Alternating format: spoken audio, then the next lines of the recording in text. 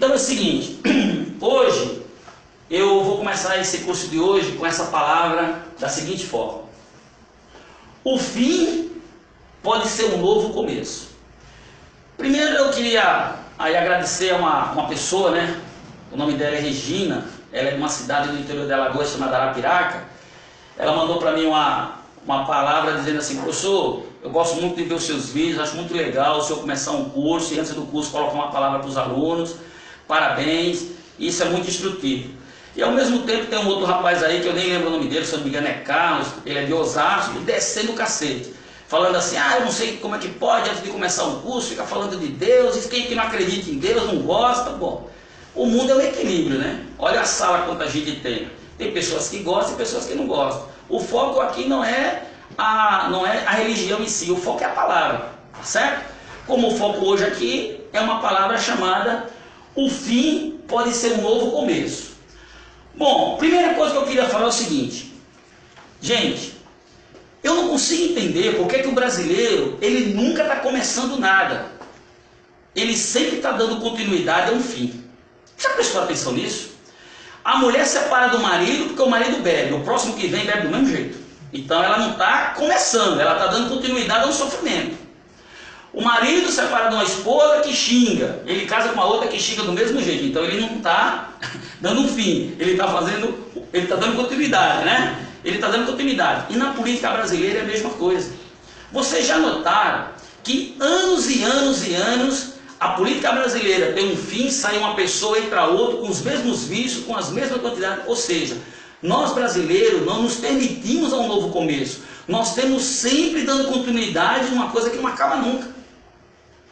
E agora, com tudo isso que está acontecendo no Brasil, fica mais comprovado ainda que nós continuamos e vamos continuar sem dar um fim nas coisas erradas que acontecem no país.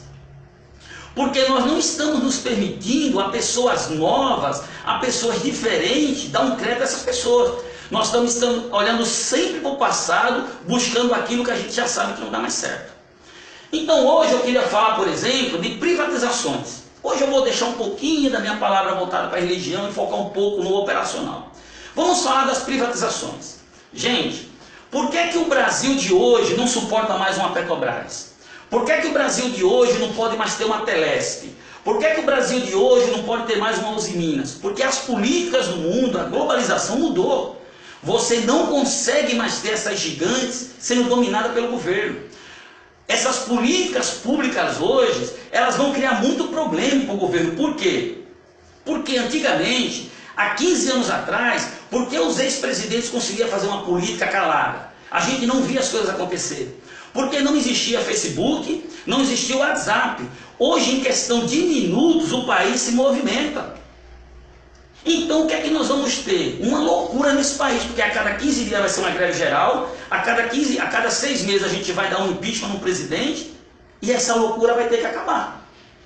Quem for agora se eleger com esse pensamento arcaico do passado, vai ter um sério problema. Então, dá uma olhada na Telesp. Nas privatizações, eu vou citar aqui 4. Primeiro, CSN, Minas Gerais. Não pode privatizar a CSN. CSN foi privatizada, está aí, boa como nunca. Quem lembra da Telesp, que para comprar um telefone você tem que vender a alma? Alguém lembra disso? Vendemos a Telesp, olha o que está aí. Todo brasileiro hoje carrega um celular no bolso.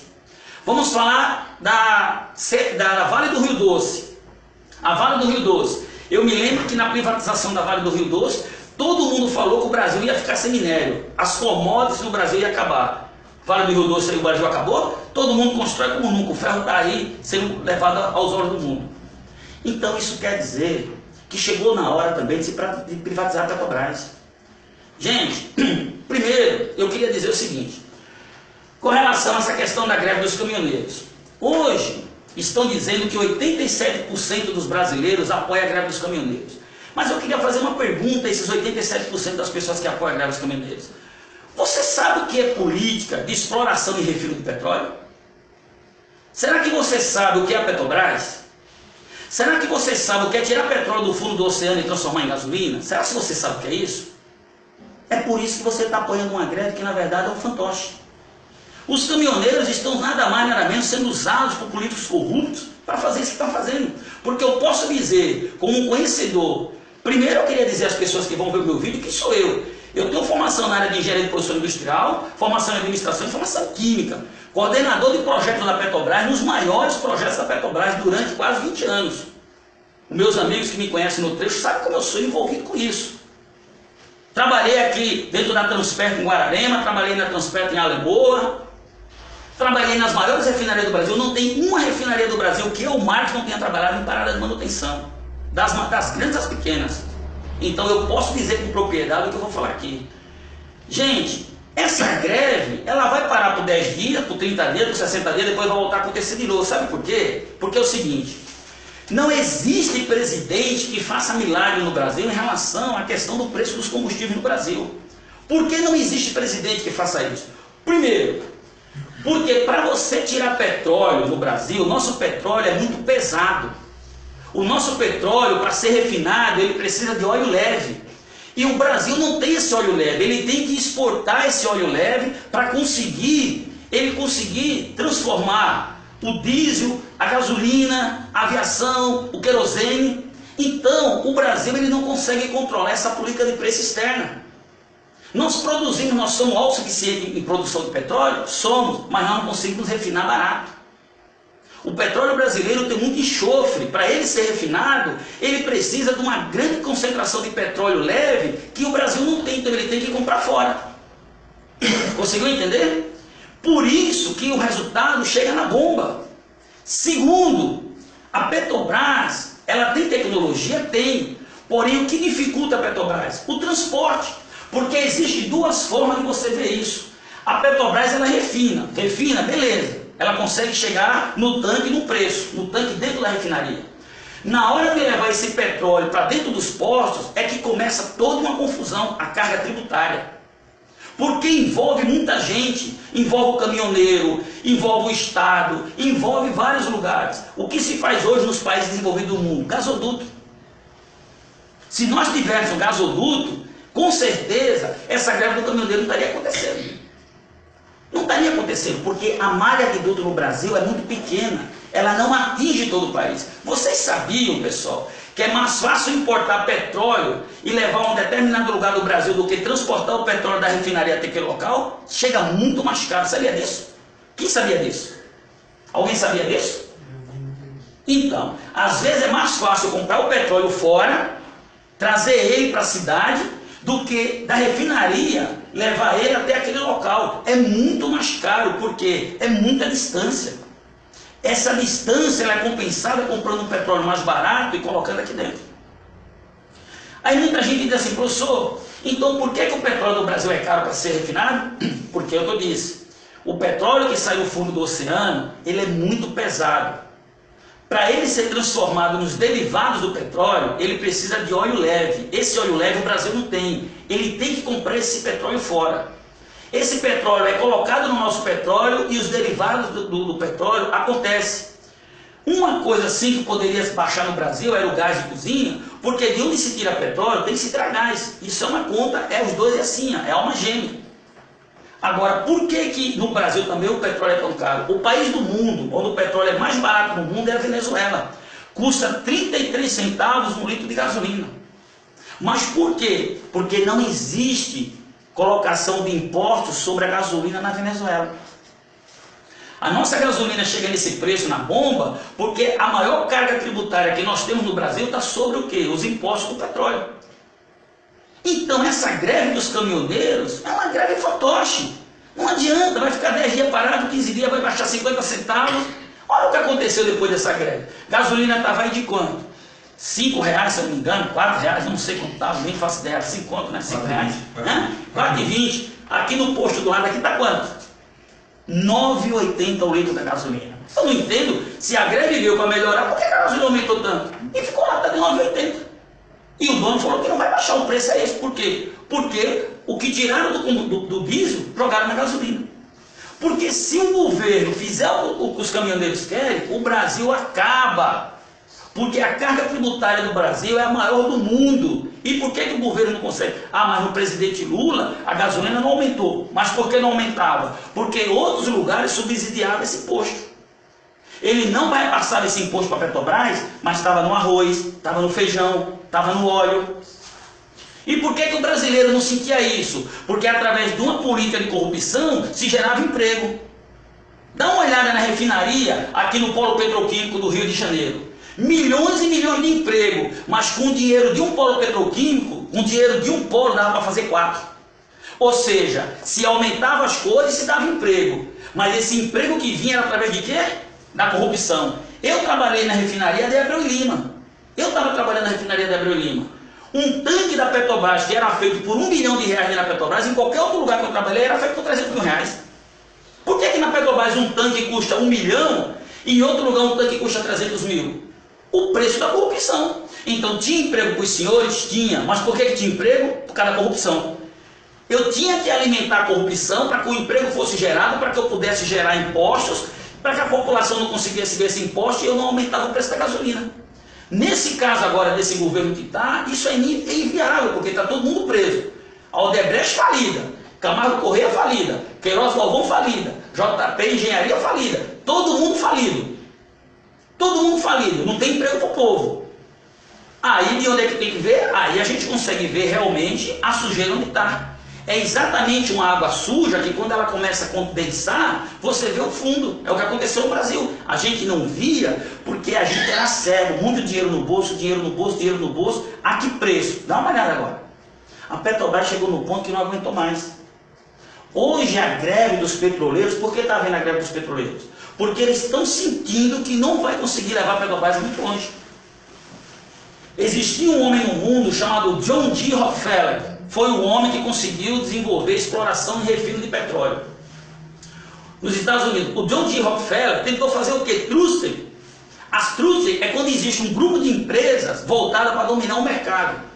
Os Estados Unidos foi com os pés no peito desse cara. Disse, ou você separa as empresas ou você vai para a cadeia. E o John D. Rockefeller teve que separar. Hoje nós temos a Mobil, nós temos a Exxon, nós temos a Prit, nós temos a Graten, todas elas explorando petróleo refinado. Eu digo uma coisa, não quer privatizar a Petrobras? Não privatize, mas privatize a Transpetro. Abra para o capital estrangeiro, para o capital nacional, a exploração não, o transporte do petróleo no Brasil. Pode ser que se abrir a Transpetro para ela ser privatizada, mesmo que não queira privatizar a Petrobras, porque a Transpetro é um braço da Petrobras. Gente, só para vocês terem uma ideia do que eu estou falando. E eu estou falando para o Brasil todo, porque meus vídeos são muito curtidos. O Fernando Collor de Mello, que todo mundo sabe que foi um presidente que foi destituído pelo impeachment, ele era o comandante de toda a corrupção, segundo a Operação Lava Jato, dentro da Transpetro. Hoje, por que nós não conseguimos fazer malha de gasoduto no Brasil? Porque existem conglomerados de empresas de transporte de petróleo que estão por trás disso. Dá uma olhada na malha de duto que nós temos no Brasil. Olha o que aconteceu, que um parabéns ao presidente Lula por ter feito essa obra. Eu trabalhei nela, o gasoduto Guari-Manaus. Eu trabalhei no gasoduto Guari-Manaus. O povo do Amazonas sofria por falta de energia elétrica, de gás, de tudo. O Lula puxou gás de dentro da selva amazônica, ele puxou gás e petróleo e levou até Manaus. É uma das obras mais bonitas que o mundo já teve em gasoduto. Passando o Rio Negro, passando vários rios, mananciais, tudo que você imaginar. Uma obra fantástica. Então é isso que tem que fazer no Brasil. Nós temos que tirar esse transporte rodoviário, o petróleo de cima de caminhões, e colocar o petróleo em vagão de trem, colocar o petróleo dentro do chão, para que a gente consiga na bomba ter um efeito menor. Aí você está dizendo que apoia a greve dos caminhoneiros? Para, gente. Os caminhoneiros são massa de manobra. Eles vão ficar 30 dias parados aí, 40 dias, daqui a pouco vai começar a faltar tudo nesse país. E sabe o que vai acontecer? Posso dizer? Daqui a 60 dias a gasolina e o diesel vai voltar a aumentar de novo, porque o governo não tem controle sobre isso. Então que hoje a minha palavra seja essa. Aí a gente vê o seguinte, a gente vem para a privatização. Marcos, então quer dizer que a gente vai pegar a nossa empresa, a Petrobras é sua, porque minha ela não é. A Petrobras, ela simplesmente é o quê? Ela é uma empresa que serve para quê? Para ser dividida entre político corrupto. Como você pode colocar numa empresa de exploração de petróleo, você colocar quem? Um cara que ele não é técnico. Você coloca um cara de cargo político. E ele fica amarrado. Ele está amarrado, ele não consegue fazer nada. Então, o senhor caminhoneiro que está a ouvir esse vídeo, e os senhores que estão 87% dos brasileiros que apoiam essa greve, vocês estão dando um tiro no pé, vocês são fantoches. Daqui a 60 dias a bomba de novo está com aumento aí, vai parar o Brasil de novo? Então, vou dizer uma coisa para os brasileiros. Procure procurar outro país para morar, porque isso aqui vai virar uma Bósnia. Porque eu quero ver os caminhoneiros, se o governo segurar o preço da Arábia Saudita em relação ao óleo, segurar o preço dos Estados Unidos, se algum presidente do Brasil tiver, e eu quero ver onde ele vai subsidiar isso. Porque lá a gente vai baixar aqui, mas lá vai baixar. E para refinar, nas unidades de craqueamentos da Petrobras, para refinar gasolina, para ter gasolina na bomba, tem que jogar óleo leve. E como que vai trazer esse óleo leve a um preço caro lá e vai colocar barato no Brasil? Consegue? Então não adianta ser autossuficiente em exploração de petróleo se explora um petróleo ruim. Então eu só vejo uma coisa que pode ajudar a Petrobras. É a Petrobras abrir a mão da Transpetro. Pelo menos a Transpetro, que é a empresa que transporta os combustíveis da Petrobras, ela ser privatizada. Ela ser privatizada, ser aberta ao capital privado, para que a gente comece a cavar buraco aí no chão, começar a botar gasoduto aí por tudo que é lugar, começar a levar esse petróleo para o trem. Porque na Petrobras só tem uma forma de baixar preço, é mexendo na parte operacional. É a parte operacional.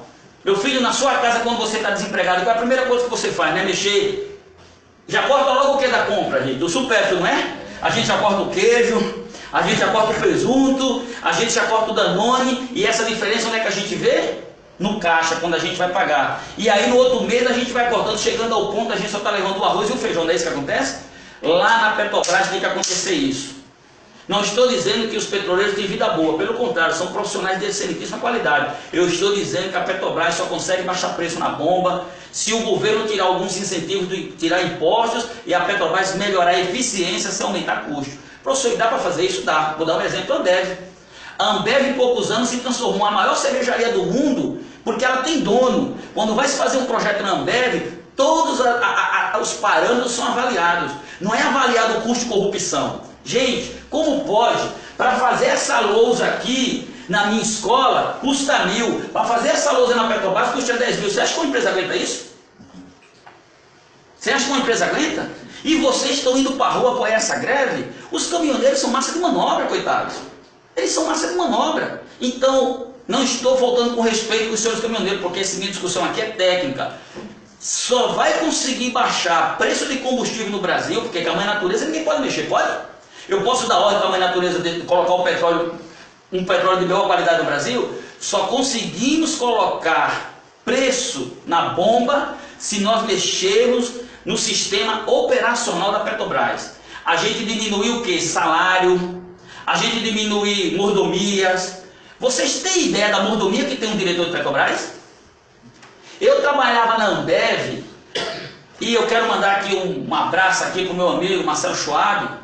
Os coordenadores de projetos da Ambev, que estavam lá montando a fábrica da Ambev, eles dividem carro.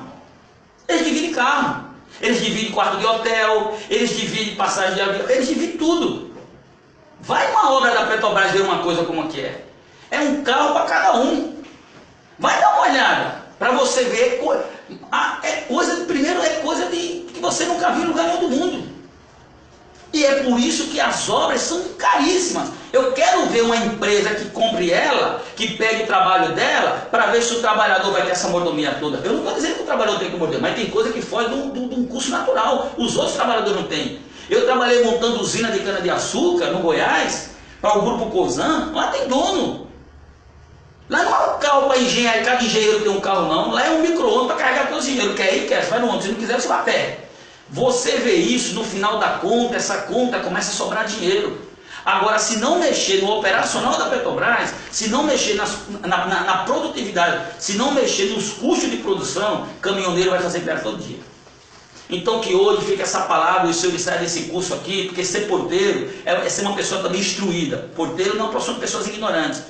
Vocês que estão apoiando essa greve, continuem apoiando ela por 10 anos, porque ela não vai parar não. Porque daqui mais 40 dias eu duvido que o governo não aumente de novo o combustível, porque não tem de onde tirar esse dinheiro. Ou mexe no conforto, na mordomia, acaba a corrupção dentro da Petrobras, ou esse reflexo se dá na bomba e quem paga essa conta somos nós. Tá certo? Então, vamos estudar. Crianças,